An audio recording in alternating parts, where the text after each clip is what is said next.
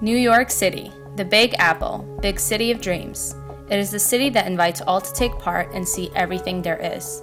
With the vast number of restaurants, theaters, shows, and shopping, it's no wonder over 8 million have inhabited this pricey region. Like any great city, New York has a public transportation system.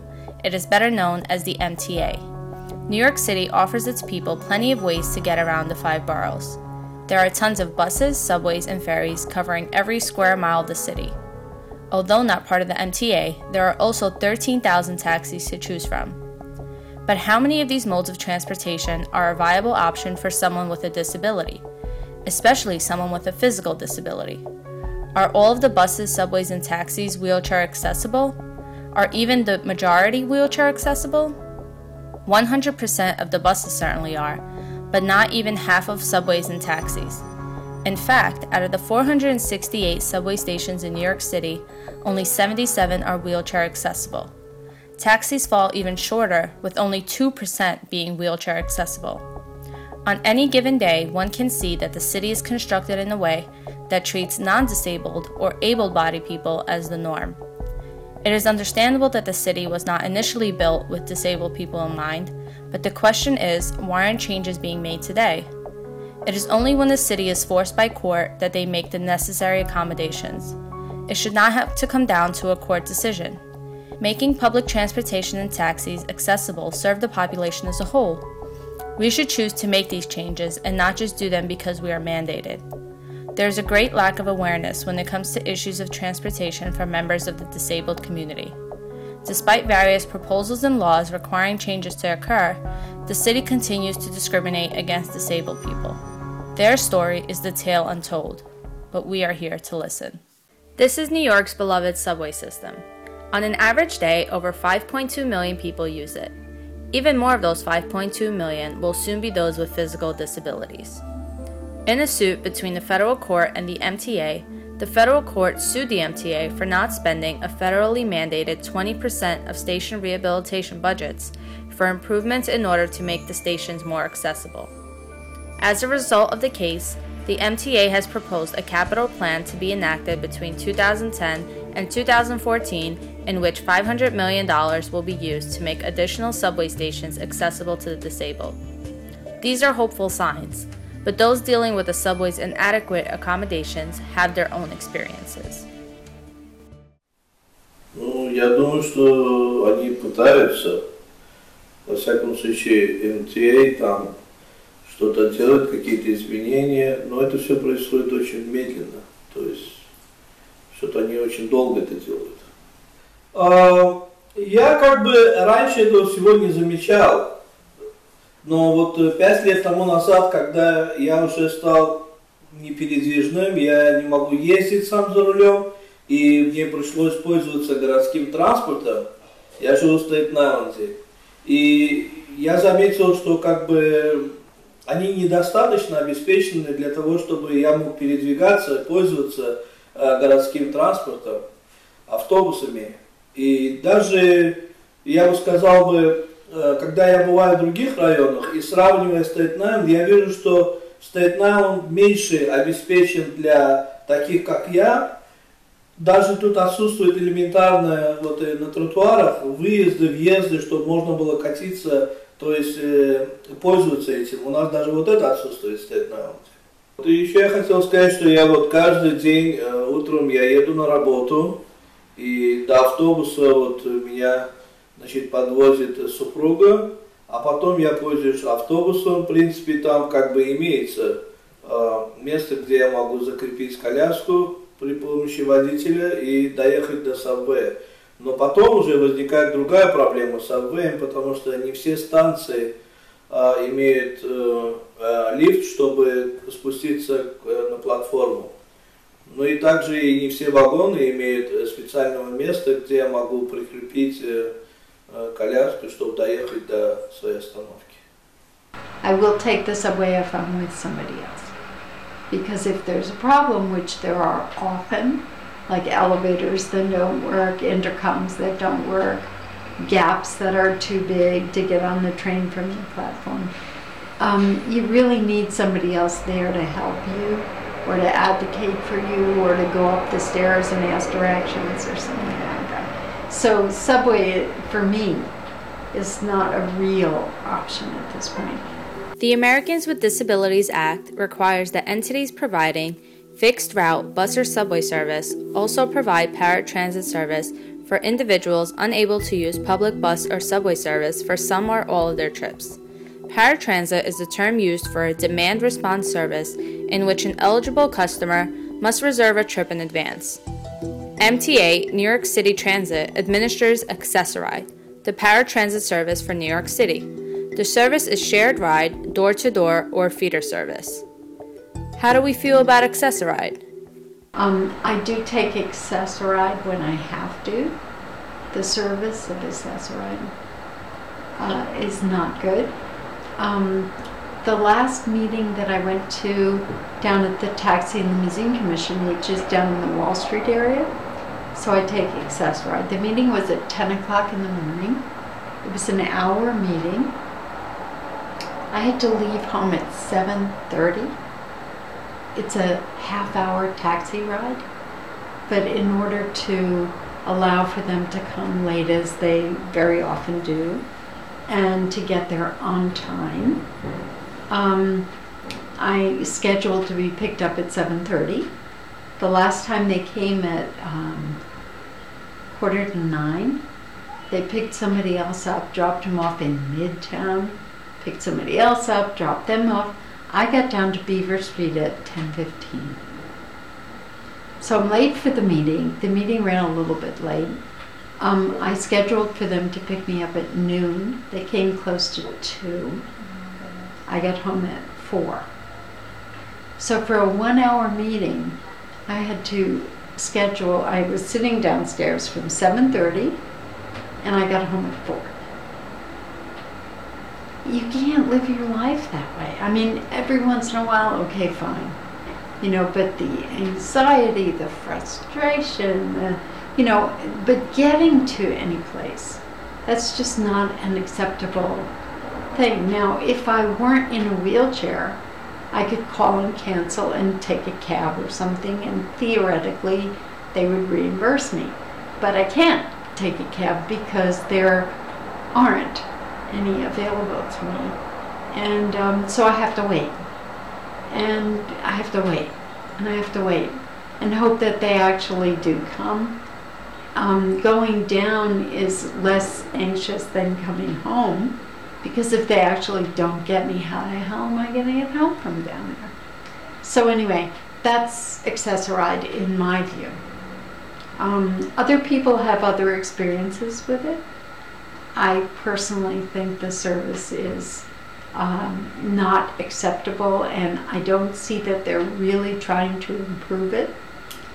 And what I hear is the options of making it better. They're a little bit afraid that people will take it more often. The city is spending, I believe, $500 million a year on Access-a-Ride. And if people took it more often, they would have to spend more. So the idea that, for example, if the taxis were wheelchair accessible, the city could even give you a smart card and let you take taxis instead of Access-a-Ride. The average taxi ride would probably be less than $25. The average Access-a-Ride is, I believe, $60 or $70. That's what the city pays. And the service is terrible. If I could take a taxi, I could be downtown in a half an hour. My life could be like yours, but it isn't right now. There are a total of 13,237 taxis in New York City, of which only 232 are wheelchair accessible. Yet there are about 60,000 wheelchair users in the city. Last year, several disability rights advocates filed a lawsuit against the City of New York in order to have the city force the Taxi and Limousine Commission to have wheelchair-accessible cabs on the streets of New York. Although there was a brief victory in December, the city appealed the court decision. Here is Ronnie's account. Right now the fight is for taxis. There are people who've worked on this for over 20 years. The city has done very little. There are over 13,000 yellow taxis, mostly in Manhattan. 231 of them are wheelchair accessible. But they just drive around. It's not like you can call and get one. If I went out on the street in this neighborhood on the Upper West Side, I never see wheelchair accessible taxis. Never. So if I want to go somewhere, if it's cold, if it's raining, and I don't want to take the bus, I don't have that option. Because how can I get one? So my options are the bus, subway sometimes. I'm lucky because the 96th and Broadway stop is now accessible, but it depends on where I'm going. If the other end is not an accessible station, it doesn't work. So I either have to leave the time, take the bus, or make the time, take Access-a-Ride, which doesn't always work. And that's the way I see my options today. Ronnie also informed me of the recent renovation at the Dyckman Station, Manhattan. The renovation included an elevator to make the station wheelchair accessible. Unfortunately, the elevator was only included on one side, the downtown side, meaning if someone dependent on the elevator were commuting downtown to work, he or she would not be able to use the same train to return home. This seems to show a great lack of awareness and just an overall unwillingness to understand which changes actually matter to disabled communities. The last argument was about whether the ADA applies to the TLC, Taxi Limousine Commission. They argue no, we argue yes, because they do all the regulation. They say we don't own them. Well, they regulate them. So what's the difference? The ADA law originally exempted taxis. The reason for that was that taxis were sedans, like the Crown Victoria, like the one that you see. There's no way that can be made accessible. But now there are thousands of SUVs, minivans that are taxis. They could be made accessible. And as a matter of fact, the ADA law says if there is a van in public use, it has to be wheelchair accessible. The fact that there are thousands on the street that aren't, I believe means that they're violating the ADA. They don't see it that way. But so the court will decide. The ADA that Ronnie is referring to is the Americans with Disabilities Act. It is a law that was enacted by the U.S. Congress in 1990. The ADA is a wide-ranging civil rights law that prohibits, under certain circumstances, discrimination based on disability. It affords similar protections against discrimination to Americans with disabilities as the Civil Rights Act of 1964, which made discrimination based on race, religion, sex, national origin, and other characteristics illegal. Disability is defined by the ADA as a physical or mental impairment that substantially limits a major life activity. The determination of whether any particular condition is considered a disability is made on a case-by-case basis. The city just chose, they had a competition for years called the Taxi of Tomorrow, and they just chose a Nissan vehicle that in Europe is a delivery van. They modified it, they're making it the New York City yellow taxi, and the idea is that I believe by 2013 or 2014, every single yellow taxi would be that, but they're not accessible. So that's what the lawsuit is about. Is that legal, or are they violating the ADA? What's the city's argument? They simply say that they're not under the ADA. The advocates are saying, yes, you are. So the courts will decide. In late 2011, the Vehicle Production Group announced the approval of VPG's MV1 motor vehicle by the New York City Taxi and Limousine Commission for use as a New York City taxi cab. The MV1 is the first and only factory-built and assembled vehicle that meets or exceeds the vehicle guidelines of the Americans with Disabilities Act. According to the website, now owners of the more than 13,000 taxis currently operating in the city can begin replacing their vehicles with the fully accessible MV1.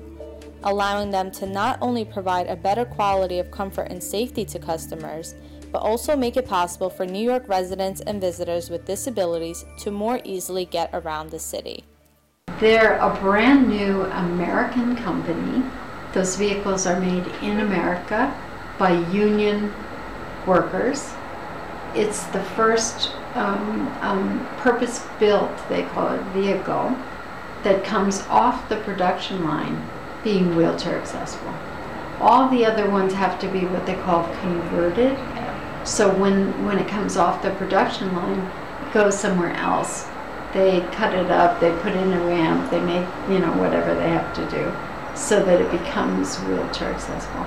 I have to think that that is not as strong as a purpose-built vehicle, because I think once you change it or cut it up, it can't be as sturdy as it was originally. But the MV1 is like unbelievable. And if you drive in it, oh my God, it's such a wonderful ride in comparison to sitting in the back, because in the MV1 you sit next to the driver if you're in a wheelchair. Mm-hmm. In other ones you sit in the back and the suspension is not so good. And on New York City streets it's like, I keep thinking my teeth are going to fall because I'm bumping around. But it's better than nothing. But the MV1 is wonderful. Wonderful. What Nissan is now planning on doing is taking the vehicle that won the competition and trying to have it made wheelchair accessible. The way that they can do that is to have the entrance in the rear, but in order for the wheelchair to get in, they have to fold down and forward the passenger seat. So no other passengers can be in that cab. Now they're saying that they'll allow one passenger to sit next to the driver on the other side of the partition. So if I want to go somewhere with both of you, we have to take 2 taxis. We can't take one. A normal taxi has 3 passengers on the back seat. So if it were converted properly, meaning from the get-go, not as an afterthought, there could be 3 passengers and a person in a wheelchair. But that's not what they're doing. They're going to do 1 person sitting next to the driver. And I don't know, going from taking a bus for $2.25 or taking Access Ride for $2.25 to taking 2 taxis, not 1, 2, what's on the meter. So it's going to go to like $50. How often am I going to do that? Not very. If I'm married and have a child, my husband and my child have to take a different taxi than me. It's just, I think that the people who are trying to fix the problem are making assumptions about people like me, that we don't really have a life, that where I would be going maybe to the doctor's office with my aide, not with my friends going to the theater or with my family going to a restaurant. I mean, they don't imagine me as I am. And that's part of the problem.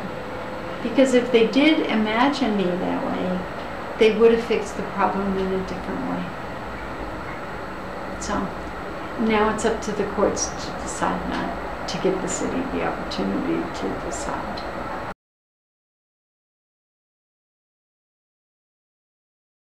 I would like to think it's the funding, but in the case of the taxis, the city doesn't own the taxis. They're owned by private individuals or fleet owners. So the city is not incurring greater cost.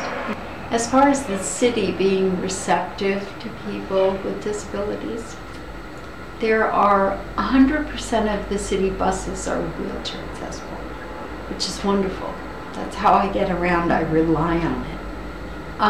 It was done not by choice or not because the city decided to do that. They got sued and they lost, and that was part of the settlement. So now 100% of the city buses are accessible. I think they started doing it in the 80s, because I remember I didn't have a disability in those days. And I remember going to work on the bus and thinking, why the hell are they doing this? Why are they spending all this money? I never see anybody in a wheelchair. Well, you never saw anybody in a wheelchair because they couldn't get anywhere. Well, as soon as the buses are accessible, now I can't tell you the number of times I have to wait for the second or third bus because there are already two people in the two wheelchair positions. Even if it's raining and cold, I don't resent that, or I don't get upset or angry, because I understand that people like me are having a life, are getting around. But it was done not by choice. When you walk around the city, when you see curb cuts everywhere, that's also wonderful for people with disabilities. That also was not done by choice. The city was sued, they lost, and that was the settlement. When you see elevators going to subways, it's wonderful. I mean, the city's subway system is, I don't know, over 100 years old. They're never ever going to be able to make it really wheelchair accessible, like Washington or the places that have brand new train systems which are easy to make accessible, easier. Anyway, when you see the elevators, it's not that the city has a plan and by choice. They were sued, they lost. And the settlement is, I believe, 20% of the stations, so they have to pick which the major stations are.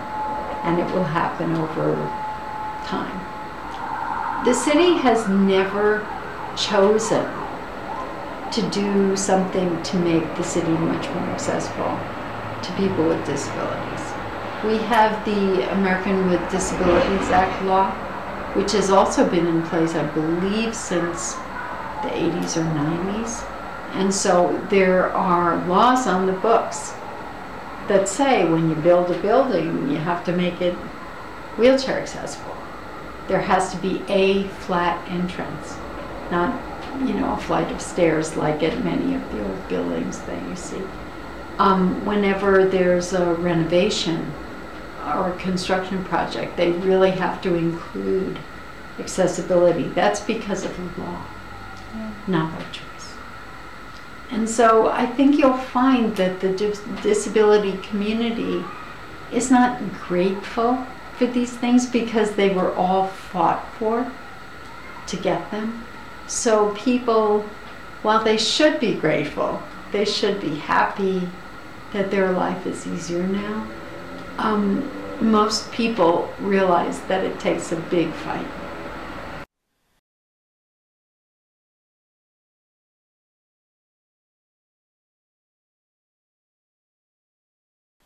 Ну, я бы не хотел бы так категорически сказать, что это дискриминация, но я бы хотел бы подчеркнуть, что вот это с чем я сталкиваюсь, это получается я в своих правах же опять же получаюсь ограничен, потому что я бы тоже хотел бы, как все люди, и пользоваться, и передвигаться, но получается, что я ограничен в своих действиях. Against me, no. Is there anything specifically against me or against people in wheelchairs? No. I think that most people are not unkind. They're unconscious. They don't know what it's like to deal with a disability. And when the accommodations are made, it makes life so much easier.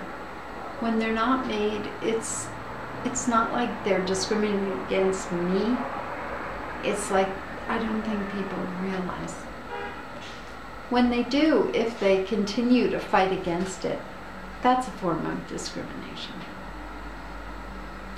The city is now really fighting against wheelchair accessible taxis. So they have to be sued. They were sued. Yeah, there's been a case in court since last January. In December, a federal judge ruled that the city had to make a plan and make more of the taxi fleet wheelchair accessible. He defined that as meaningful access to the system. It is currently on appeal. The city appealed the decision because they didn't want to do it. And the day in court was last week, but we have no idea when the judges will decide.